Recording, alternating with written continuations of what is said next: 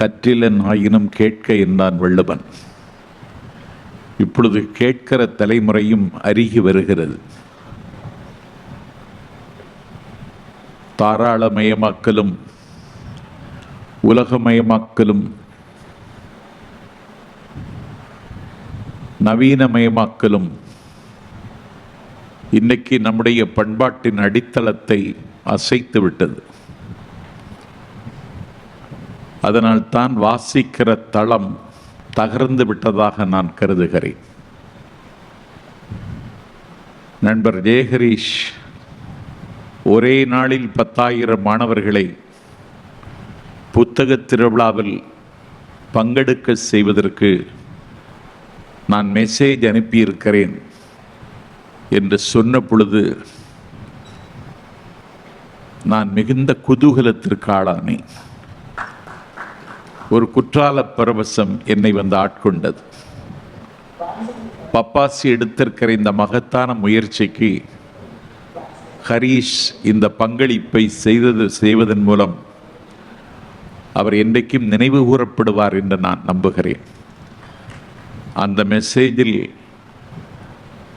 நீங்கள் கண்டிப்பாக வர வேண்டும், புத்தகம் வாங்காவிட்டாலும் பரவாயில்லை என்று அவர் மெசேஜ் அனுப்பியிருக்கிறார். அந்த வார்த்தை தவிர்த்திருக்கலாம். ஒரு புத்தகமாவது வாங்குங்கள் என்று போட்டிருந்தால் அதையும் மாணவர்கள் பின்பற்றி இருப்பார்கள்.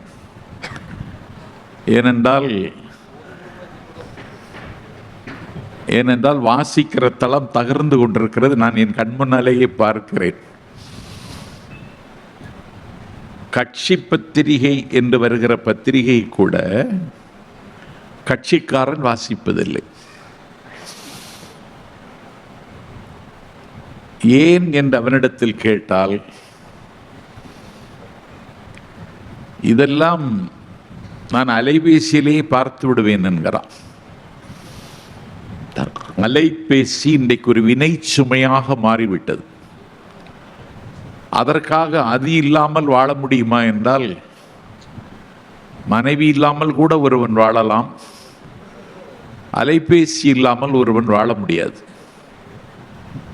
ஆகவே மிகுந்த அறைகூவல்களுக்கு மத்தியில், சவால்களுக்கு மத்தியில், சங்கடங்களுக்கு மத்தியில் தான் ஒரு 48 ஆண்டுகளை பப்பாசி கடந்திருக்கிறது.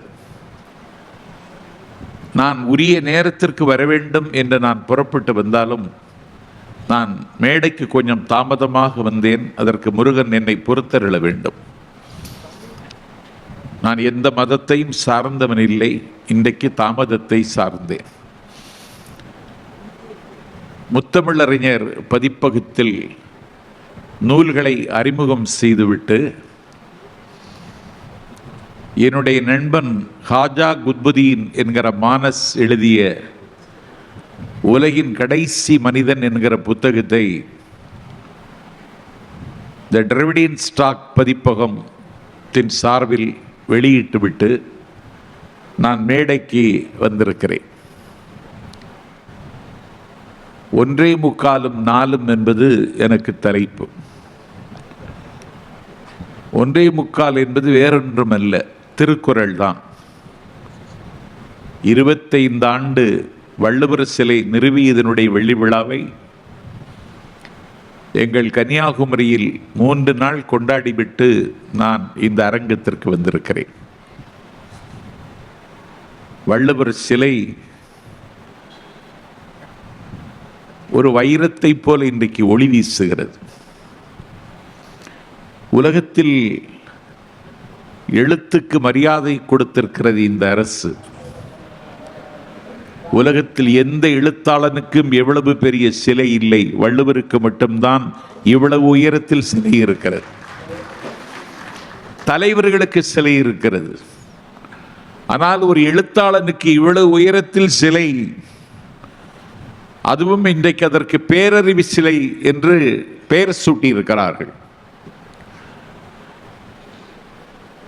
முத்துகளின் பள்ளத்தாக்காக இருந்த கடல் முதுமக்கள் தாளியாக மாறி என்ற சுனாமி வேளையில் கூட அந்த வள்ளுவர் சிலையை அது கொண்டு போய்விடும் என்ற ஒரு அச்சம் குறைந்திருந்த காலத்தில் கூட அந்த ஆழி பேரலை வள்ளுவன் காலடியில் வந்து விழுந்து வணங்கிவிட்டுத்தான் போனதை தவிர வள்ளுவர் சிலையை அசைத்து பார்க்க முடியவில்லை. அதற்கு இன்றைக்கு பேரறிவு சிலை என்று பெயர் சூட்டி இருக்கிறார்கள். 1.25 என்றால் வள்ளுவத்தை பற்றி பேச வேண்டிய தேவை இன்றைக்கு அதிகமாகி இருக்கிறது. ஏனென்றால் புக்ஸ் ஃபார் விஸ்டம் அது ஒரு வகை. ஒரு ஆண்டன் சகாவினுடைய ஒரு கதை கிடைத்தால் 1 மணி நேரத்தில் அதை படித்து விடலாம். ஆனால் புக்ஸ் ஃபார் எவர், எப்போதும் படிப்பதற்கு ஒரு புத்தகம் இருக்கிறது என்றால் திருக்குறள் நமக்கு இருக்கிறது. தமிழர்களினுடைய கலை அடையாளத்திற்கு ஆகாயமளாவை எழுந்து நிற்கக்கூடிய ராஜராஜ சோழன் நிர்மாணித்திருக்கக்கூடிய தஞ்சை பிரகதீஸ்வரர் ஆலயம் இருக்கிறது. தமிழர்களுடைய அறிவின் அடையாளத்திற்கு திருக்குறள் இருக்கிறது என்பதை நாம் நெஞ்சில் பதிய வைத்துக் கொள்ள வேண்டும். ஒரு எழுத்தாளன் என்பதை தாண்டி வள்ளுவருடைய பாதிப்பு எப்படி இருக்கிறது என்றால் வழி நூல்கள் என்பார்கள். திருக்குறளுக்கு ஏறக்குறைய 7000ற்கு மேற்பட்ட வழி நூல்கள் இருக்கின்றன. வாசை குழந்தைசாமி எழுதிய வாழும் வள்ளுவம், ஈரோடு தமிழன்பன் எழுதிய வணக்கம் வள்ளுவம், திருநாவுக்கரசு எழுதிய வள்ளுவர் அறம் 3 புத்தகங்களுக்கு சாகித்ய அகாடமி பரிசு கிடைத்திருக்கிறது. இந்தியாவில் ஒரு குறிப்பிட்ட நூலை ஆய்வு செய்து 3 சாகித்ய அகாடமி பரிசு கிடைத்திருக்கிறது என்றால் திருக்குறளுக்கு மட்டும்தான் கிடைத்திருக்கிறது. சாகித்ய அகாடமி நம்மை சார்ந்த அமைப்பல்ல, அது இந்திய அரசின் சார்பில் இயங்குகிற ஒரு அமைப்பு. திருக்குறளுக்கு என்ன சிறப்பு? காலம் எப்படி வேண்டுமென்றாலும் கோலம் போடலாம். சரித்திர விசித்திரங்களை நாமே கண்கூடாக காண வேண்டிய காலம் வந்துவிட்டது. தென்கொரியாவில் இருந்து ஒரு புறப்பட்ட விமானம் கீழே விழுந்து 128 பேர் இறந்து போனார்கள். அஜர்பைஜானில் இருந்து புறப்பட்ட விமானம் கஜகஸ்தானில் கீழே விழுந்து 36 பேர் இறந்து போனார்கள். நேற்று இருந்தவன் இன்று இல்லை என்னும் இந்த உலகத்தில் என்றைக்கும் இருக்க போவது நூல்கள் மட்டும்தான்.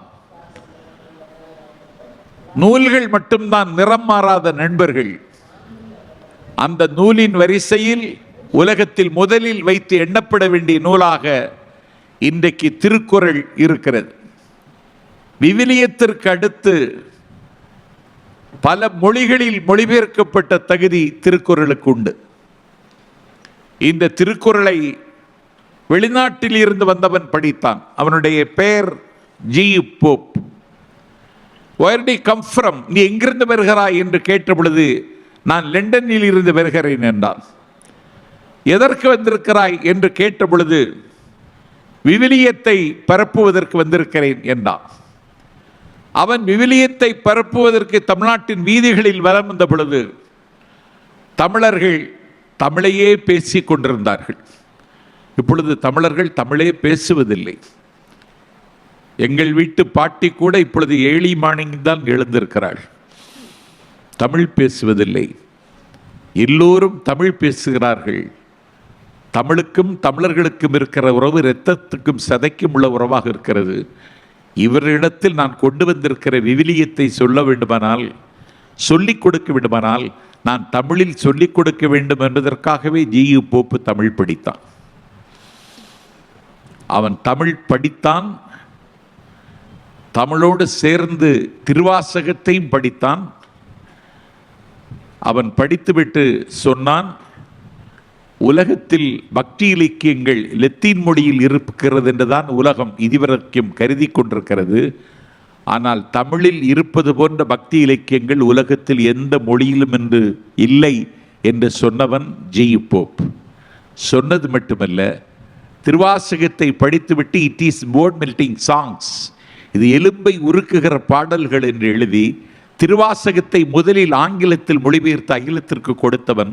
திருவாசகத்திற்கு எழுதிய முன்னுரை ப்ரிஃபஸ் இன்றைக்கு படித்து பார்த்தாலும் படிக்கிறவர்களை வியப்பில் ஆழ்த்திவிடும். அவன் திருவாசகத்தையும் திருக்குறளையும் படித்துவிட்டு ஜி போப் சொன்னார், நான் செத்து போனதற்கு பிறகு இங்கே ஒரு தமிழ் மாணவன் தூங்குகிறான் என்று எழுதி வையுங்கள், here lies A Tamil student என்று ஜி போப் சொன்னான். இன்றைக்கு மாட்சி வைத்தேங்க முதலமைச்சர் அண்ணன் ஸ்டாலின் அவர்கள் அந்த சிலையை பார்ப்பதற்கு 3 படகுகளை இன்றைக்கு விட்டிருக்கிறார். ஒரு படகிற்கு காமராஜர் பெயர் வைத்திருக்கிறார்.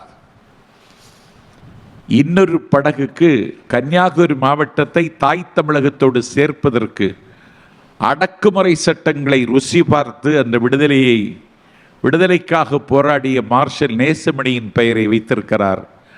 இன்னொரு படகுக்கு ஜி போப் அவருடைய பெயரை முதலமைச்சர் அவர்கள் சூட்டியிருக்கிறார்கள்.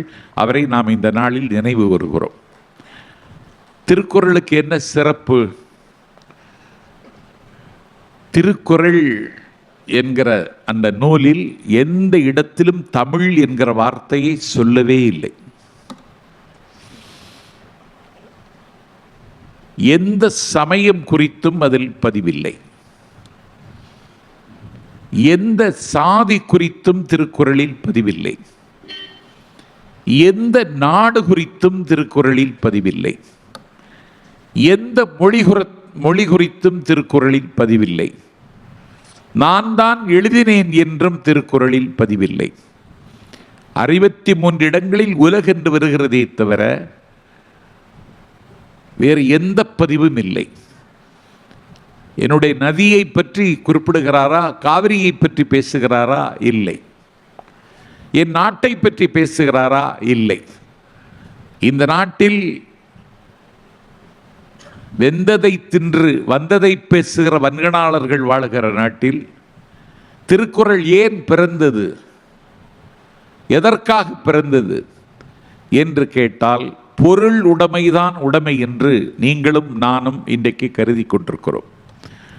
பொருள் உடைமைதான் உடைமை என்று கருதி கொண்டிருக்கிற சமூகத்தில் உள்ளம் உடைமைதான் உடைமை என்று பேசுவதற்கு திருக்குறள் வந்தது. உள்ளம் உடைமைதான் உடைமை என்று பேசுவதற்கு திருக்குறள் வந்தது.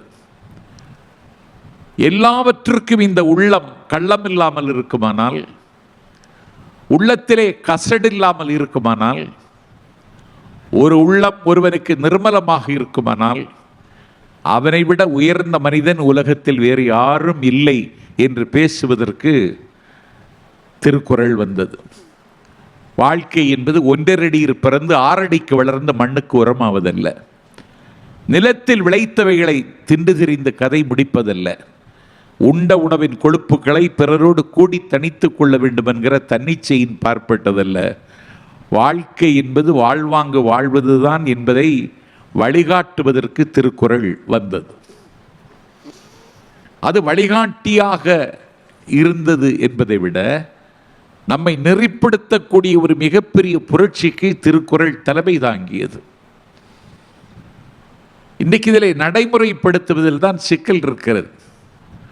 வள்ளுவத்தை எப்படி சொல்லிக் கொடுக்க வேண்டும் என்று சொன்னால், சமகால வாழ்க்கையோடு வள்ளுவத்தை நாம் சொல்லிக் கொடுத்தால் தான் திருக்குறள் நெஞ்சில் நிற்கும். தமிழ் தாத்தா உவேசா அவர்கள்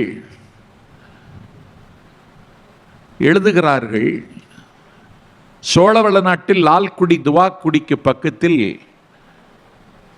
ஒரு கிராமத்தில் சுப்பையர் என்று ஒருவர் இருந்தார். அவர்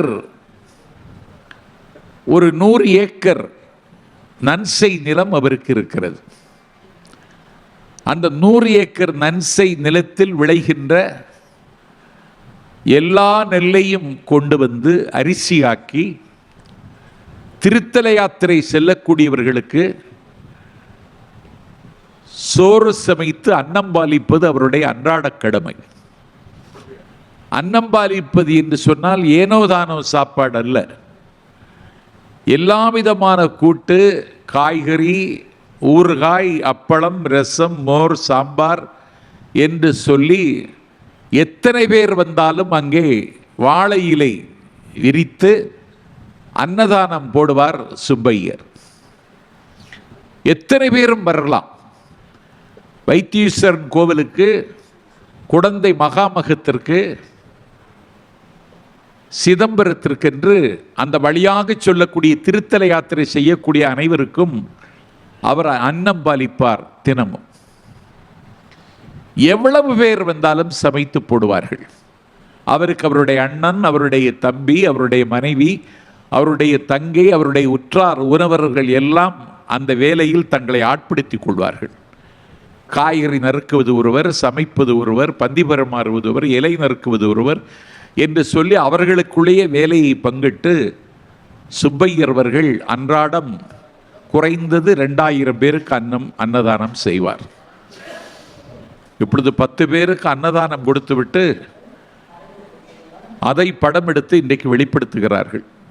2000 பேர் தினசரி சாப்பிடுவார்கள் சுப்பையர் வீட்டில். அரண்மனை போன்ற வீடு, வீட்டு முற்றத்தில் பந்தி, அதற்கொரு மிகப்பெரிய பந்தல், சலிக்காமல் உணவு பரிமாறிக்கொண்டே இருப்பார்கள். ஒரு நாள் அவருக்கு பொருளாதார முடை ஏற்பட்டு விட்டது. மழை பொழியவில்லை. கார் நடந்தால்தான் ஏர் நடக்கும், ஏர் நடந்தால்தான் பார் நடக்கும். கார் நடக்கவில்லை, ஏர் நடக்கவில்லை. அவருடைய வீட்டிலும் ஒரு பொருளாதார முடை ஏற்பட்டது. கார்தட்டிய பஞ்சம் வந்துவிட்டது. என்ன செய்வது? அன்னதானம் பாதிக்கக்கூடாது என்று சொல்லி தன்னுடைய தங்கையினுடைய, தன்னுடைய மனைவியினுடைய எல்லா நகைகளையும் கொண்டு போய் வங்கியில் அடகு வைத்து என்னானாலும் சரி இந்த அன்னதானத்தை நிறுத்திவிடக்கூடாது என்பதில் அவர் உறுதியாக இருந்தார். நகையை அடகு வைத்து எவனாவது அன்னதானம் செய்வானா? செய்தார் ஒருவர். அன்னதானம் முறைப்படி நடந்தது. வெள்ளைக்காரன் ஆட்சி நடந்த காலம். தாசில்தார் அவருக்கு ஒரு கடிதம் எழுதினார். நீ நிலத்திற்கு கட்ட வேண்டிய நிலவரியை கட்டவில்லை, உடனடியாக கட்டவும், இல்லாவிட்டால் உன்னுடைய நிலம் ஜப்தி செய்யப்படும் என்று அவருக்கு கடிதம் வந்தது. அவர் கடிதத்தை படித்தார். படித்துவிட்டு அவர் எந்த பதைப்புக்கும் ஆளாகவில்லை. அவர் மீண்டும் அன்னதானம் வழங்குகிற அந்த வேள்வியை தவறாமல் செய்து கொண்டிருந்தார். ஒரு நாள் தாசில்தார் மீண்டும் ஒரு ஓலை அவருக்கு அனுப்பினார். நீ நிலவரியை செலுத்தாமல் அன்னதானம் வழங்கி கொண்டிருக்கிறாய், கேட்டால் கார்தட்டிய பஞ்சகாலம், என்னால் செலுத்த முடியாது என்கிறாய், அன்னதானம் மட்டும் போடுவதற்கு எங்கிருந்து காசு வருகிறது என்று கேட்ட பொழுது, நான் என்னுடைய மனைவியினுடைய, என்னுடைய தங்கையினுடைய நகையை அடகு வைத்து நான் இந்த அன்னதானத்தை வழங்கி கொண்டிருக்கிறேன். இந்த கார்தட்டிய நிலைமை நீடிக்காது. மழை ஒரு நாள் பொழியும், வானம் ஒரு நாள் பெய்யும். அப்பொழுது நான் மீண்டும் உங்களுக்கு செலுத்த வேண்டிய தொகையை நான் அபராதத்தோடு செலுத்தி விடுகிறேன், என்னை தொந்தரவு செய்யாதீர்கள் என்று அவர் தாசில்தாருக்கு கடிதம் எழுதினார். தாசில்தாருக்கு இவருடைய அன்னதானத்தால் வருகிற புகழ் அவராலே தாங்கிக் கொள்ள முடியவில்லை. மீண்டும் ஒரு வரைவோலை அனுப்பினார். உடனடியாக செலுத்த வேண்டும் என்று. அவர் செலுத்தவில்லை. அதற்காக அவர் சிரமப்படவும் இல்லை. அப்படி ஜப்தியை செய்வாரானால் ஜப்தி செய்துவிட்டு போகட்டும் என்றுதான் அவர் கருதியிருந்தார். அந்த தாசில்தார் என்ன செய்தார்? எந்த கட்டளைக்கும் பணியாமல் இருக்கிறார் சுப்பையர் என்று சொல்லி உடனடியாக ஆட்சித்தலைவராக இருந்தவர் வெள்ளைக்காரர், அவருக்கு ஒரு கடிதத்தை அனுப்பி, இப்படி ஒருவர் இருக்கிறார், நிறைய நிலங்கள் வைத்திருக்கிறார், வரி செலுத்தாமல் இருக்கிறார், ஆனால் அன்னதானம் செய்து கொண்டே இருக்கிறார், இவர் மீது நடவடிக்கை எடுக்க வேண்டும் என்று ஆட்சித்தலைவருக்கு கடிதம் எழுதி, ஆட்சித்தலைவர் இந்த கடிதத்தை பார்த்துவிட்டு விசாரணை நடத்தினால் இவர் அன்னதானம் செய்வது ஆட்சித்தலைவருக்கும் தெரிந்ததனால் எப்படி நடக்கிறது அன்னதானம் என்று சொல்லி பார்ப்பதற்கு ஒரு நாள் நள்ளிரவு நடு நிசி ஆட்சித்தலைவர் ஒரு ஆதிதிராவிட தோழனாக அந்த ஊருக்கு வருகிறார். இரவு மணி 1. அந்த அரண்மனை போன்ற வீட்டினுடைய வாசலில் மதில் சுவருக்கு பக்கத்தில் நின்று கொண்டு, எஜமானே அப்படின்னு கூப்பிட்டு சோறு இருக்கான்னு கேட்கிறார். ஆட்சித்தலைவர் சோறு இருக்கான்னு கேட்டால படார் என்று துளி எழுந்து இருக்கு அப்படின்னு சொல்லி அவர் உள்ளே வர மறுக்கிறார். ஒரு சாதி தீண்டாமை நிலவில் இருந்த காலத்தில் தன்னை ஆதி திராவிடனாக காட்டிக்கொள்கிற ஆட்சித்தலைவர் மாறுவேடத்தில் வந்து அவருடைய வீட்டு காம்பவுண்டு சுவர், மதில் சுவரை தாண்டுவதற்கு அவர் யோசிக்கிறார். ஆதி திராவிட தோழர் ஆன காரணத்தினால்தான் அவர் மதில் சுவருக்குள்ளே வர மறுக்கிறார் என்று சொல்லி சுப்பையர் மரக்கால் நிறைய சோறு, நள்ளிரவு மரக்கால் நிறைய சோறு நிரப்பி இலையினால் செய்யப்பட்ட குடுவையில் கூட்டுகளை எல்லாம் வைத்து மோர், ரசம், சாம்பார் எல்லாவற்றையும் வைத்து கொண்டு மதிலுக்கு வெளியே கொண்டு வந்து சாப்பாட்டை மரக்காலோடு வைக்கிறார். இங்கேயே ஓடிக்கொண்டிருக்கிறது தண்ணீர், இந்த தண்ணீரை பயன்படுத்திக் கொள்ளுங்கள், வயிறார சாப்பிடுங்கள் என்று சொல்லுகிறார். அப்பொழுது மரக்கால் அப்படி என்று கேட்கிறார். உங்களுக்கு விருப்பம் இருந்தால் மரக்காலை தாருங்கள், இல்லாவிட்டால் கொண்டு செல்லுங்கள் என்று சொல்லி வயிறார சாப்பிட்டு விட்டு அவர் மரக்காலையும் கொண்டு போய்விட்டார்.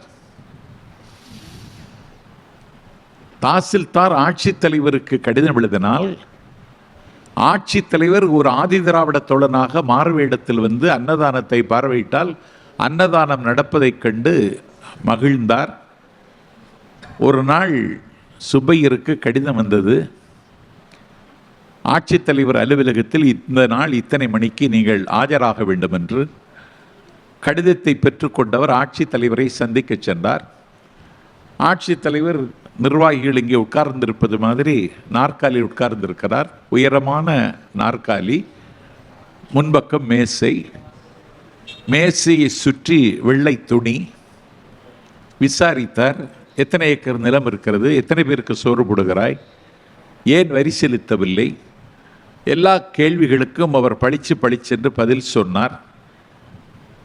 ஏன் அன்னதானம் செய்கிறாய், எனக்கு அதிலே இருக்கிற ஈடுபாடு வேறு எதுவும் இல்லை, என் வாழ்க்கையில் வேறு நோக்கம் ஒன்றும் கிடையாது, நிறைய தேட வேண்டும் என்கிற தாகமும் தவிப்பும் எனக்கு இல்லை, பசித்தவர்களுக்கு சோறு போட வேண்டும் என்பதை என் வாழ்க்கையின் லட்சியமாக கொண்டேன். ஒரு பஞ்சகாலம் வந்ததினாலே அன்னதானம் போடுவதற்கு தட்டுப்பாடு முட்டுப்பாடு வந்துவிடுமோ என்று கருதி அந்த பஞ்சகாலத்திலும் சோறு போடுவதற்கு என்னுடைய தங்கையின் நகையை, என் மனைவியின் நகையை அடமான வைத்துத்தான் நான் சோறு போட்டேன். நகையை இதுவரைக்கும் எடுக்க முடியவில்லை. ஆனால் தாசில்தார் எனக்கு தொடர்ந்து தொந்தரவு செய்தார். ஆனாலும் அன்னதானம் இப்பொழுது வழங்கி கொண்டு தான் இருக்கிறேன். நேற்றைக்கு இரவு ஒருவர் வந்தாரா அப்படின்னு கேட்டார். வந்தார். அந்த இரவு நேரத்தில் சோறு பரிமாறினாயா? பரிமாறினேன். எப்படி கொடுத்தாய்? மரக்காலில் வச்சு சோறை கொடுத்தேன். சரி, மரக்கால் திரும்ப வந்துதான்னு கேட்டார் ஆட்சித்தலைவர். சாப்பிட்டவர் மரக்காலை தராமல் போயிட்டாரு.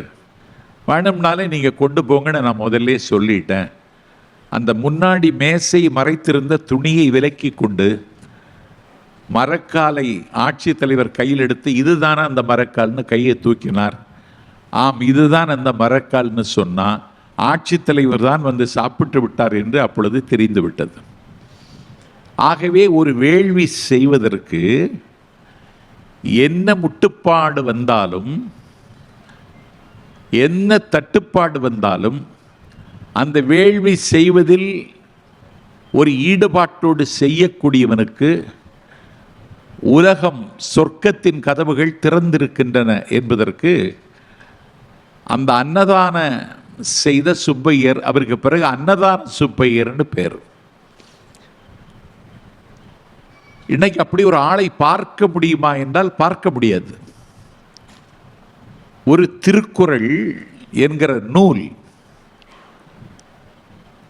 அன்னதான சுப்பையருக்கு ஆதர்சமாக இருந்தது. அதை அவர் நடைமுறைப்படுத்துவதற்கு அது அவருக்கு ஒரு வாசலை திறந்து வைத்தது. ஒரு நூல் எதை செய்ய வேண்டுமோ அதை இந்த மண்ணில் அந்த அதிசயத்தை நிகழ்த்திய நூல் திருக்குறள். ஒரு 2000 ஆண்டுகளுக்கு பிறகும் அதனுடைய இருப்புக்கு எந்த ஆபத்தும் வரவில்லை. அந்த நூல் இன்னும் இருக்கிறது என்பதை விட இந்த மனித சமூகத்தை அது இயக்கிக் கொண்டிருக்கிறது. ஒரு குறளுக்கு உள்ளம் உடைமைதான் உடைமை, வேறொன்றும் உடைமை இல்லை என்று திருக்குறள் அடித்து சொல்லுகிறது. மனதிற்குள்ளே மகரந்த சேர்க்கை நடத்தாமல் இந்த மண்ணில் எந்த சமூக மாற்றத்தையும் ஏற்படுத்த முடியாது. ஆகவே உள்ளம் உடைமைதான் உடைமை, வெள்ளத்தனைய மலர் நீட்டம் மாந்திரதம் உள்ளத்தனையது உயர்வு என்று வள்ளுவம் சொல்லியது. ஓடிக்கொண்டிருக்கிற ஆற்றின் கரையில் ஒரு அருளாளர் உட்கார்ந்திருக்கிறார். அவரை தேடி தேடி மனிதர்கள் வருகிறார்கள். அவருடைய தலையில் வைத்தவர் ஆசி வழங்குகிறார். ஏதோ அவர்களுக்கு கிடைத்தது மாதிரி ஒரு மன நிறைவில் அந்த அருளாளரை சந்தித்து விட்டவர்கள் புறப்பட்டு போய்விடுகிறார்கள். அதனாலே அந்த ஊரிலே இருந்த வைத்தியர்களுக்கு, மருத்துவர்களுக்கு வருமானம் குறைந்து விட்டது. இந்த அருளாளர் தான் நம்முடைய தொழிலுக்கு இடையூறாக இருக்கிறார். இவர் வழங்குகிற அருளாசியில் நம்ம இப்பொழுது யாரும் வரவில்லை. ஆகவே இந்த அருளாளரை இங்கிருந்து விரட்டி தீர வேண்டும் என்று வைத்தியர்கள் எல்லாம் முடிவெடுத்தார்கள். ஒரு நாள் அந்த வைத்தியரிடத்தில் ஒருவன் வந்தான். மெலிந்திருந்தான், நலிந்திருந்தான், நடுக்கத்தோடு அவன் வந்தான். அவனுக்கு வந்திருக்கிற நோயை கண்டறிய முடியவில்லை. விதவிதமான மருந்து கொடுத்தார்கள். ஒரு நாளும் அவனுக்கு நோய் தீரவில்லை. இனிமேல் இந்த நோய் தீர்வதற்கு சாத்தியமில்லை. அந்த அருளாளரை பழிவாங்குவதற்கு இந்த நோயாளி நமக்கு பயன்படுவான் என்று கருதி எங்களிடத்தில் சிகிச்சை எடுத்துக்கொண்டதை நீ அவரிடத்தில் சொல்லாதே, அந்த அருளாளரை போய் பாருண்டார்கள். அவன் அந்த அருளாளரை போய் பார்த்தான். 10 நாள் கழித்து வா என்றார். அவன் 10 நாள் பொறுத்து மீண்டும் சென்றான். மீண்டும் 10 நாள் பொறுத்து வா என்றார். மீண்டும் 10 நாள் பொறுத்து சென்றான். இன்னும் ஒரு 10 நாள் பொறுத்து வா என்றார். மீண்டும் 10 நாள் பொறுத்து சென்றார். அன்றைக்கு அவனிடத்தில் சொன்னார், நீ நலிந்திருக்கிறாய், மெலிந்திருக்கிறாய், எப்பொழுதும் ஒரு நடுக்கம் உனக்கு இருந்து கொண்டிருக்கிறது. நீ மருந்து தேடி என்னிடத்தில் வந்திருக்கிறாய்.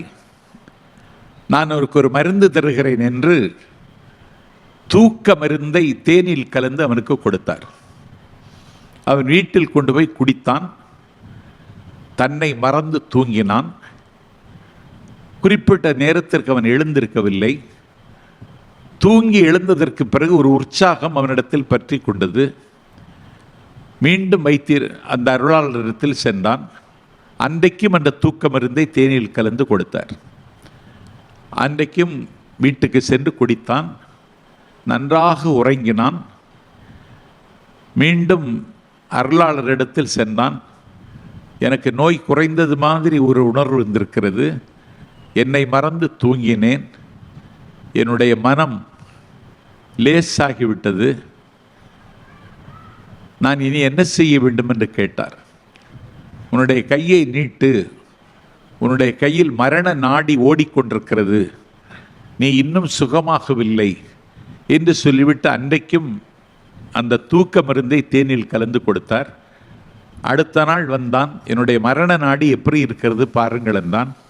அன்றைக்கும் பார்த்துவிட்டு மரண நாடி இன்னும் இருக்கிறது என்று அருளாளர் சொன்னார்.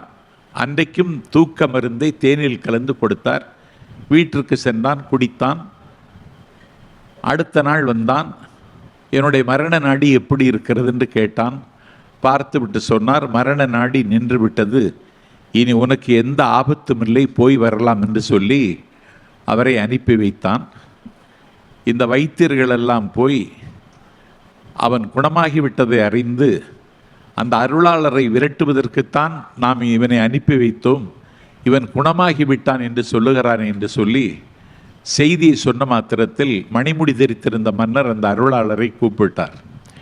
நீ என்ன மருந்து கொடுத்தாய், அவன் எப்படி குணமானான் என்று கேட்ட பொழுது, ஐயா அவனுக்கு நோய் ஒன்றும் இல்லை, அவனுக்கு உள்ளம் சரியில்லை, உள்ளத்தில் ஒரு பெரிய பள்ளம் விழுந்து கிடந்தது, அதை கண்டுபிடித்தேன், அதை கண்டுபிடித்து சரி செய்து கொடுத்தேன், வேறு ஒன்றும் நான் மருந்தொன்றும் கொடுக்கவில்லை என்று மணிமுடி தரித்த மன்னரிடத்தில் அந்த அருளாளர் சொன்னார். உள்ளத்தில் பள்ளம் இருக்கக்கூடாது, மூளை இருக்கிற இடத்தில் கொழுப்பு இருக்கக்கூடாது, கண்கள் இருக்க வேண்டிய இடத்தில் புண்கள் இருக்கக்கூடாது, இந்த புலனும் பொறியும் சரியாக இயங்க வேண்டுமானால் மருத்துவமனைக்கு சென்று மருந்து வாங்குவதில் புண்ணியம் இல்லை, திருக்குறள் என்கிற நூலை பிடித்தால் எல்லாம் சரியாகிவிடும் என்று அந்த அருளாளர் நம்பினார். அதை அவர் நடைமுறைப்படுத்தி காட்டினார். வான்புகழ் வள்ளுவம் இந்த மண்ணில் இந்த சமூகத்திற்கு அவர் செய்திருக்கிற புரட்சி உலகத்தில் வேற எந்த எழுத்தாளனும் மேற்கொள்ளாத புரட்சி. ஒரு 10,000 பாடல்கள் கொண்டு கம்பன் இந்த நாட்டில் ராமகாவியத்தை எழுதினான்.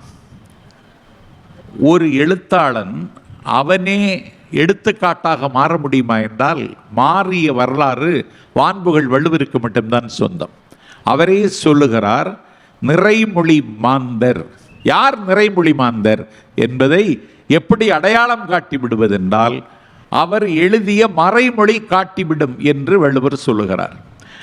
அவருடைய மறைமொழியே திருக்குறளாக மாறிவிட்டது. அவர் நிறைமொழி மாந்தராக இருந்தார்.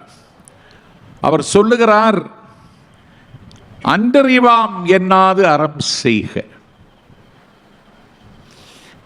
அன்றறிவான் என்னாது அறம் செய்க, மற்றது பொன்றுங்கால் பொன்றா துணை. சாகும் பொழுது அறம் செய்யலாம் என்று காத்திருக்காதே, உயிரோடு இருக்கும் பொழுதே அதை செய்துவிடு என்று வான்புகழ் வள்ளுவர் சொல்லுகிறார். எப்படி அறம் செய்வது, எந்த நேரம் செய்வது, எப்போது செய்வது, யாரிடத்தில் கேட்டு செய்வது? அறம் செய்வதற்கு நேரம் காலம் பார்க்காதே, ஒல்லும் வகையெல்லாம் அறவினை ஓவாதே, செல்லும் வாயெல்லாம் செயல் என்றார். ஒல்லும் வகையெல்லாம், முடிந்த பொழுதிலெல்லாம். அதற்கு கையில் காசு வேண்டுமா? தேவையில்லை. சாலையில் உடைந்து கிடக்கக்கூடிய ஒரு கண்ணாடி துண்டை கையில் எடுத்து குப்பை தொட்டியில் போட்டால் அதுவும் அறமாகி விடுகிறது.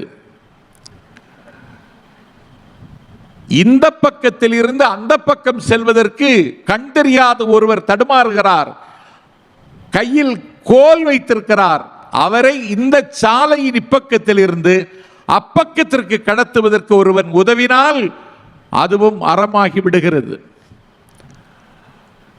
ஓடிக்கொண்டிருக்கிற பேருந்தில் ஒரு கருவுற்ற பெண் ஏறுகிறாள், அவளுக்கு உட்காருவதற்கு இடமில்லை. அந்த நிலையை பார்த்து கொண்டு ஒருவர் அவருக்கு இடம் கொடுத்து விட்டால் அதுவும் அறமாகி விடுகிறது. ஹெக்கின்ஸ் என்று அமெரிக்காவில் ஒருவன் இருந்தார். அவருடைய தொண்டரும் அவரும் ஒரு நாள் பேருந்தில் ஏறினார்கள். ஒரு நிறுத்தத்தில் பேருந்து நின்றது. ஒரு கருவுற்ற பெண் அந்த பேருந்தில் ஏறினாள். அவளுக்கு உட்காருவதற்கு இடம் கிடைக்கவில்லை. அந்த தொண்டர் இடம் கொடுத்திருக்கலாம். ஆட்டசாட்டமான உருவம் உள்ளவர் அந்த பெண்ணுக்கு ஒரு இடம் கொடுத்திருக்கலாம். அவருக்கு இதயத்தில் இடம் இல்லை, அதனால் அவர் இடம் கொடுக்கவில்லை. தூங்குவது மாதிரி நடித்தார். இப்பொழுதும் அப்படி பல பேர் இருக்கிறார்கள். பேருந்தில் ஒரு வயதானவர் இல்லைன்றால் ஒரு கருவுற்ற பெண் ஏறினால் இடம் கொடுக்க மாட்டார்கள், உட்கார்ந்தே இருப்பார்கள். இதை இன்றைக்கும் நாம் பார்க்கலாம். அவன் அந்த தொண்டன் இடம் கொடுக்கவில்லை, ஹெக்கின்ஸ் இடம் கொடுத்து விட்டார். ஹெக்கின்ஸ் எழுந்து கொண்டார். உட்காருங்கள் அம்மா என்றார். அந்த பெண்மணி உட்கார்ந்தார். காலம் தோல் உரித்தது.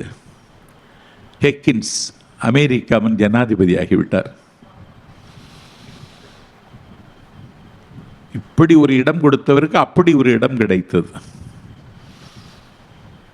அவர் ஜனாதிபதி ஆயிட்டார். இந்த தொண்டர் ஹெக்கின்ஸ்கிட்ட கேட்கார், நான் தொண்டனாக இருக்கிறேன், இன்னைக்கும் நான் சேவை செய்துட்ருக்கேன், எனக்கு உங்கள் ஆட்சியில் ஒரு பொறுப்பு தரக்கூடாதான்னு கேட்டார். தருகிறேன் என்றும் சொல்லவில்லை, தரவில்லை என்றும் சொல்லவில்லை. ஹெக்கின்ஸ் அந்த பொறுப்பில் இருந்தது வரைக்கும் அவருக்கு எந்த பொறுப்பும் கொடுக்கவில்லை. அவர் மனசிற்குள் சொல்லி கொண்டார், ஒரு கருவுற்ற பெண்ணுக்கு, ஒரு சூலுற்ற தங்கைக்கு ஓடிக்கொண்டிருக்கிற பேருந்தில் இடம் கொடுக்காத நீ என்ன தொண்டு செய்தாய் என்று கேள்வி கேட்டு, உனக்கு இடம் தருவதற்கு நான் தயாரில்லை என்று ஹெக்கின்ஸ் சொல்லி அவருக்கு அந்த பொறுப்பை கொடுக்கவில்லை. உட்காருவதற்கு ஒரு இடம் கொடுத்த ஹெக்கின்ஸ்வனுக்கு உன்னதமான இடம் கிடைத்தது. நான் ஓடிக்கொண்டிருக்கிற ரயிலில் பயணிப்பது என்னுடைய வாழ்க்கை பயணம்தான். வாழ்க்கை பயணம், வழிப்போக்கர் அதில் மனிதர், யாக்கை பெரும் சுமை, தூக்க யார் வருவார், தூக்குவதே வாழ்க்கை, இதுதான் என் வாழ்க்கை. நான் பயணிக்கிறேன். ஒரு வயதான அம்மா என்னிடத்தில் கேட்டு, எனக்கு மேல் இருக்கு, எனக்கு அப்பரில் சீட்டு, உங்கள் சீட்டை தருவீங்களான்னு ஒரு அம்மா கேட்குது. என்னுடைய உடல்நிலையோ என்னுடைய வயதையோ காரணம் காட்டி என்னாலே மறுக்க இயலவில்லை. சரி என்று அந்த இடம் கொடுத்து விட்டேன். நான் மேலே ஏறி உட்கார்ந்து படுப்பது எனக்கு சிரமம்தான், சிலுவைப்பாடுதான் என்றாலும் நான் கொடுத்து விடுகிறேன். அந்த வயதான தாய் அந்த படுக்கையில் அவர் வசதியாக தூங்கி பயணிக்கிறார். ஒல்லும் வகையெல்லாம் நாம் அறம் செய்ய வேண்டும் என்று வான்புகள் வெள்ளவும் சொல்லுகிறது. அவர் அறத்திற்காக அறம் பாடிற்றே ஆயிழை கனவை என்று ஒரு காப்பியம் வள்ளுவரை புகழ்ந்து பேசுகிறது. அறம் பாடினார், பொருள் பாடினார், நாடு பற்றி பேசினார், படை பற்றி பேசினார், மன்னனுடைய மாட்சி பற்றி பேசினார், மக்களுடைய மாட்சி பற்றி பேசினார், எல்லா துறை பற்றியும் அவர் ஆய்ந்து ஆய்ந்து பேசினார். காமத்துப்பால் என்று கடைசி அதிகாரம் இன்பத்துப்பால் என்று சொன்னார்கள். அந்த காமத்துப்பாலில் ஒரு இடத்துல காதலனும் காதலியும் கலவி செய்கிறார்கள். கணக்கில்லாத இன்பத்தை அனுபவிக்கிறார்கள். திரும்ப திரும்ப கூடுகிறார்கள், திரும்ப திரும்ப அனுபவிக்கிறார்கள். உலகத்தில் உள்ள எல்லா இன்பமும் தனக்கே வந்து சேர்ந்த பூரிப்பில், புலகாங்கிதத்தில், அந்த மகிழ்ச்சியில் அவர்கள் புரண்டு கொண்டிருக்கிறார்கள். அந்த காட்சியை உள்வாங்கிக் கொண்டு வள்ளுவன் கேட்கிறான், இந்த காதலனும் இந்த காதலியும் இப்படி கணக்கில்லாமல் கலவி செய்து கணக்கற்ற களியாட்டத்தில் இருக்கிறார்களே, இவர்கள் அனுபவிக்கிற இன்பத்திற்கு ஈடாக இன்னொரு ஓமை சொல்ல முடியுமா என்று கேட்கிறார்கள். யாரிடத்தில்? வள்ளுவனிடத்தில். அப்படி லயித்து கிடக்கிற அந்த இன்பத்திற்கு ஈடாக ஒன்ன சொல்லு அப்படின்னு சொல்றாங்க. என்ன அதற்கு ஈடாக சொல்ல முடியும்? ஆண்டனியன் கிளியோபட்ரா கதையை சொல்றதா? எதை சொல்வது? இது மாதிரி கணக்கற்ற கலவையில் கரையில்லாத இன்பம் காணுகிற இந்த இன்பத்திற்கு எது ஈடு? எதை உமை சொல்ல முடியும்? எதை அடையாளம் காட்ட முடியும் என்று கேட்டால், வள்ளுவர் சொன்னார், தன்னுடைய உழைப்பில், தன்னுடைய வியர்வை பாசனத்தில், தான் விடிய விடிய கடமையாற்றியதில் விளைந்த நெல்லை வீட்டுக்கு கொணர்ந்து அதன் உமியை கிளைந்து அதை அரிசியாக்கி அதை உலையில் இட்டு உற்றாரும் உறவினரும் எல்லோரையும் அழைத்து அவர்களுக்கு பந்தி பரிமாறி கூடியிருந்து குளிர்ந்து உண்ணுகிற பொழுது கிடைக்கிற மகிழ்ச்சிக்கு அது ஈடானது என்று அம்மா அறிவை முயக்கு தம்மில் இருந்து தமது பாத்துண்டற்றால், தன்னுடைய இல்லத்தில் இருந்து தன்னுடைய முயற்சியால் விளைந்த அந்த அன்னத்தை உறவினர்களோடு கூடி இருந்து உண்ணுகிற பொழுது கிடைக்கிற மகிழ்ச்சியும் தம்மில் இருந்து அந்த மகிழ்ச்சியும் அந்த கலவி செய்தவர்கள் கண்டு அனுபவித்த இன்பமும் ஒன்றாகும் என்று இதற்கு உமை சொல்கிறார் என்றால், அறம் பேச வந்த வள்ளுவன் காமத்துப்பாலில் கூட ஒரு சமூக பிரஜையோடு சிந்தித்தான் என்றால், இந்த அதிசயத்தை உலக வரலாற்றில் எந்த எழுத்தாளனும் இப்படி சிந்தித்ததில்லை. எங்கள் வள்ளுவன் சிந்தித்தான். தம்மில் இருந்து தமது பார்த்துண்டற்றால் அம்மா அறிவை முயக்கு. அவன் பேச வந்தது காமம், அவன் பேச வந்தது காதல், அவன் பேச வந்தது புணர்ச்சி, அவன் பேச வந்தது கூடுதல். கூடுதல், காமம், ஊடுதல் எல்லாவற்றையும் பேச வந்த இடத்தில் கூட இந்த சமூகத்தை அவன் அங்கேயும் கொண்டு போய் நிறுத்தினான் என்றால், இந்த பார்வை அவனை தவிர இன்னொருவனுக்கு வாய்க்காது. என்னுடைய நாகரிகம், அன்னைக்கே நான் கண்ணாடி பார்த்தேன். அன்றைக்கே என்னுடைய வீட்டு முற்றத்தில் அன்னம் இருந்தது, அன்றைக்கே அனிச்சம் இருந்தது, அன்றைக்கே தமிழர்களுக்கு ஒரு நாகரிகம் இருந்தது. எல்லாவற்றையும் ஒன்றே முக்கால் வரியில் சொல்லி ஒரு பண்பாட்டு அடையாளமாக ஒரு நூலை எழுதி அதில் தன்னுடைய பெயரையே சுட்டாமல், தன் நாட்டை சுட்டாமல், தன்னுடைய மொழியை சுட்டாமல், தன் பெயரை கூட சுட்டாமல் ஒரு நூல் எழுதப்பட்டிருக்கிறது என்றால் அது திருக்குறள் மட்டும்தான். அதனால்தான் திருக்குறளுக்கு இன்றைக்கு உலக அரங்கில் ஒரு புதிய மரியாதை ஏற்பட்டிருப்பது மட்டுமல்ல, சர்வதேச பல்கலைக்கழகங்களில் திருக்குறளுக்கு ஒரு நாற்காலி சேர் இன்றைக்கு போடப்படுகிற அளவிற்கு இன்றைக்கு நிலைமை கனிந்து வந்திருக்கிறது. வான்புகழ் வள்ளுவனுக்கு வான் உயர சிலை எழுப்பி அதனுடைய வெள்ளி விழாவை நாம் கொண்டாடி வருகிற இந்த நேரத்தில் நாம் இன்றைக்கு ஒன்றே முக்கால் அடியை தந்த திருவள்ளுவரை பற்றி புத்தக திருவிழாவில் நாம் பேசி கொண்டிருக்கின்றோம்.